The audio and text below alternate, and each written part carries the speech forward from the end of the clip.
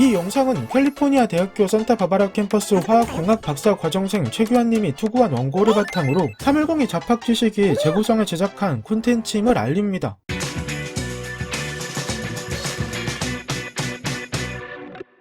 자연에서 발견된 원소와 인공적으로 만든 원소들을 일정한 규칙에 따라 정리한 표를 주기율표라고 합니다. 현재까지 118개의 원소가 적혀 있는데 이들 원소 중 일부를 결합하여 화학 반응을 일으키면 새로운 화합물을 만들어낼 수 있습니다. 여기서 주제의 궁금증이 생깁니다. 만약 주기율표에 있는 모든 원소를 한데 모아 섞는다면 어떤 일이 벌어질까요? 실제로 실험하기에는 한계가 있어서 이론적으로 분석해 봤습니다. 일단 주기율표에 나와 있는 충분한 양의 모든 원소와 동위 원소를 가상의 공간 안에서 균일하게 혼합한다고 가정해 보겠습니다. 이때 온도가 중요한데 각 원소는 온도에 따라 기체, 액체, 고체 중 한 가지의 상태로 존재하기 때문입니다. 주기율표는 일반적인 환경에서 원소의 성질을 쉽게 파악할 수 있도록 만든 표이기 때문에 상온을 기준으로 삼는 것이 보편적입니다. 그리고 상온일 때 주기율표에 있는 대부분의 물질은 고체 상태인데 고체 상태의 물질은 고르게 혼합하기 어려우므로 가열해서 액체나 기체로 만들어줘야 합니다. 그렇다면 대기압에서 몇 도까지 가열해야 모든 원소가 액체나 기체로 될까요? 고체 상태의 물질이 액체 상태를 거치지 않고 직접 기체로 변하는 온도인 승화점이 가장 높은 물질은 원자번호 12번의 탄소입니다. 따라서 고체 상태가 아닌 상태를 만들기 위해서는 탄소의 승화점 이상으로 온도를 높여야 하고 이 온도에서 대부분의 물질은 기체 상태로 일부는 액체 상태로 존재할 겁니다. 다만 기체가 뜨거운 액체 혼합물에 용해되지 않을 수 있으니 아주 격렬히 잘 저어서 혼합했다고 가정해 보겠습니다. 물질이 고르게 혼합됐다면 수많은 화학 반응이 폭발적으로 일어날 겁니다. 예를 들어 수소는 산소와 반응해 물을 만들어낼 수 있고 산소는 대부분의 물질과 반응해 산화물을 만들어낼 수 있습니다.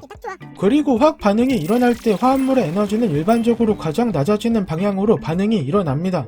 따라서 혼합물의 전체 에너지도 점차 낮아지고 낮아지는 화학 에너지만큼 에너지가 방출되어 열로 나오므로 발생하는 열에 의해 온도가 더 올라가 혼합 액체는 끓어오를 겁니다. 그러다 화학적으로 가장 안정한 상태인 에너지가 가장 낮은 상태에 도달한 원소는 더는 반응을 하지 않을 것이고 혼합물의 화학 반응은 점차 줄어들며 안정화될 겁니다. 이때 어떤 물질이 만들어졌을까요? 탄소의 경우는 산소와 결합해 이산화탄소 같은 물질이 되어 있을 것이고 실리콘은 사브라 실리콘 같은 물질이 되어 있을 겁니다.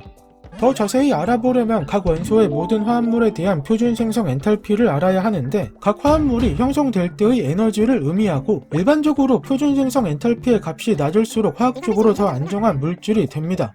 화학 반응이 끝난 후라면 다들 에너지가 가장 낮은 안정한 상태로 존재할 것이고 용액으로 있다면 용액은 식어가고 있을 겁니다. 이러한 반응물은 너무나 다양하고 온도가 높으므로 최종적으로 어떤 생성물이 만들어질지는 변수가 많아 예측이 쉽지 않습니다. 그래도 확실히 예측할 수 있는 것을 보면 일단 화학 반응을 하지 않는 물질이 존재합니다. 주기율표의 맨 오른쪽 세로줄에 있는 헬륨이나 네온 등의 불활성 기체들이고 아무런 반응을 하지 않고 남아있을 겁니다. 그리고 이러한 혼란 속에서도 각 원소는 단지 전자를 주고받으며 새로운 화합물을 형성할 텐데 원소 자체의 물리적 성질인 질량이나 양성자수, 중성자수, 전자수 등은 변하지 않을 겁니다. 즉 처음 섞어준 원소의 전체 조성은 화학 반응에 의해 변화하지 않고 일정하게 유지되고 있습니다. 다음으로 화학 반응이 일어나는 동시에 방사성 원소의 붕괴가 일어날 수 있고 이때는 원소가 다른 원소로 변하게 됩니다. 이는 물질의 화학적 상태와는 상관없는 과정으로 어떤 화합물의 형태를 하고 있든 각 원소는 다른 원소로 변할 수 있습니다. 예를 들어 우라늄, 플루토늄과 같은 원소의 동위 원소는 중성자를 흡수하거나 방출하면서 알파 붕괴와 베타 붕괴를 일으키고 더 가벼운 원소로 변하게 됩니다. 반면에 가벼운 원소들은 중성자를 흡수하면서 더 무거운 원소로 변하게 됩니다. 그리고 각 동위 원소가 다른 물질로 붕괴되는 속도는 일정하므로 조성비를 통해 이 혼합물이 섞인 지 얼마나 됐는지도 추정해 볼 수 있습니다. 어쨌든 1기압에서 아주 오랜 시간 둔다면 핵융합이 일어나기 어려워 상대적으로 일어나기 쉬운 핵분열에 의해 큰 원자량을 가지는 물질들이 점점 줄어들 겁니다. 이때 원자량이 낮과 비슷한 물질은 핵분열 연쇄 반응이 더는 일어나지 않으며 상대적으로 안정한 상태가 됩니다. 즉 아주 오랜 시간이 지난 다음 결과물을 확인해 본다면 낮과 같은 물질의 양이 늘어나는 식으로 반응이 마무리될 겁니다. 그렇다면 핵융합까지 일어난다면 어떻게 될까요? 핵융합이 일어나게 하기 위해서는 원소를 더 강한 압력으로 짓눌러야 합니다. 수소로 예를 들면 태양 중심과 같은 압력이 필요하고 철보다 무거운 원소들은 초신성 폭발처럼 큰 에너지가 필요합니다. 이 조건이 갖춰졌을 때 핵융합이 일어나게 될 것이고, 이 가상의 혼합물은 조금 더 가벼워지게 되는데, 아인슈타인의 질량 에너지 등가 원리에 따라 핵융합 과정에서 일부 질량이 에너지로 변환되기 때문입니다.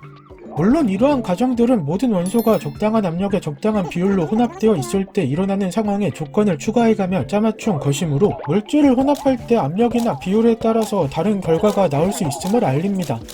그런데 우리 우주는 이미 모든 원소를 가지고 있습니다. 이들 원소가 고르게 혼합되어 있지는 않지만 우리가 알아본 주제의 궁금증이 별의 진화 중에 일어나고 있습니다. 예를 들어 수소 핵융합으로 만들어진 헬륨이 다시 더 큰 물질로 핵융합하여 탄소를 만들고, 탄소가 또 핵융합하여 산소를 만듭니다. 이러한 과정이 반복되면서 철까지의 원소를 만들어내며 초신성 폭발 등의 강력한 에너지로 인해 철보다 무거운 원소들이 추가로 생성됩니다. 그리고 생성된 무거운 원소 중 일부는 시간이 지나면서 방사성 붕괴를 통해 더 가벼운 원소로 변하기도 합니다. 즉 주기율표에 있는 모든 원소를 혼합한다는 주제에 대해서 우주는 이미 주제에 대한 실험을 수행하는 중입니다. 궁금증이 해결되셨나요?